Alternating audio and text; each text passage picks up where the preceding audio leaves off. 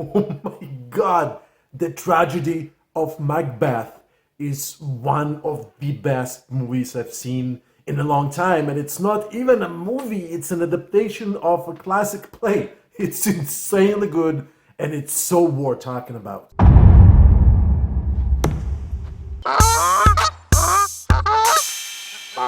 I don't even know where to begin. Directed by Joel Coen of the Coen brothers, or starring Denzel Washington and Frances McDormand and a bunch of amazing performers. This is an insanely good adaptation of a classic Shakespearean tale. If you don't know what Macbeth is about, the gist of it is a Scottish lord is giving a vision by three witches that he will become the next king. And the play is all about his ploy on taking on power and how his wife is supportive of his endeavor and the consequences of his actions. And I'm really summarizing a lot of things. It is told the way it would be told on a stage play. The language is Shakespearean, so if you're not familiar with that kind of English, it might be a little bit difficult to understand everything that everybody's saying. However, it is not a distraction whatsoever. I have seen Macbeth on stage, and I have seen Macbeth adapted to films by diverse directors that have done a great job, because this source material is so gritty, dark,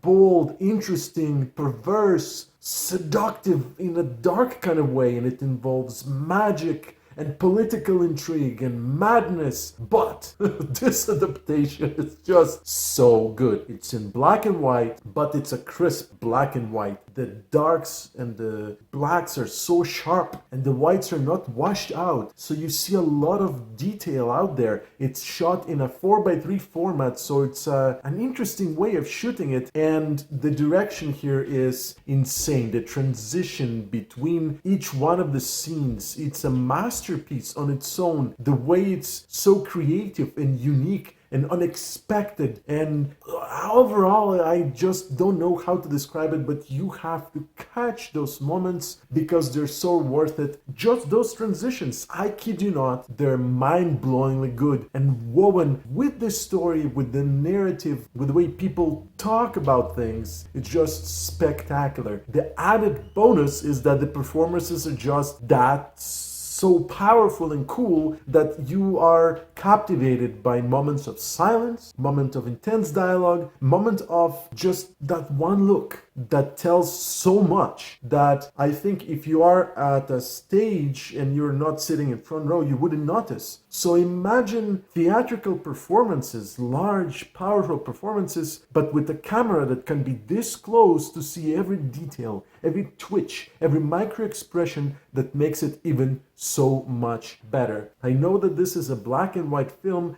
but where the movie lacks color, it fills it with texture. The costumes have so much depth and texture and crispness and sharpness that you can almost imagine what those colors are supposed to be. And everything is shot in such a way that you literally see the way it could be done as a play. There isn't that much detail. Everything is large, bold, without smaller stuff, because that's the way it would be done on a stage. However, things don't seem small whatsoever, because where the movie lacks size, because of that 4:3 format as well, it's filled with deep sound that makes you feel that you are at a larger space. Let me give you an example. Let's imagine there's a conversation where it's happening in a castle, and all you see is perhaps a large window or, a courtyard. But when the voice is projected, you can hear the echoes in the large space. So really, the way the movie is shot, it's a delight to your imagination, because it challenges you with certain very well done cues to feel a space and imagine colors and sizes where the movie doesn't show it. For me, aside from the obvious standout performances by Denzel Washington and Frances McDormand, who obviously were going to be great, there's this amazing actress that is playing the witches, the Fate sisters, and she has this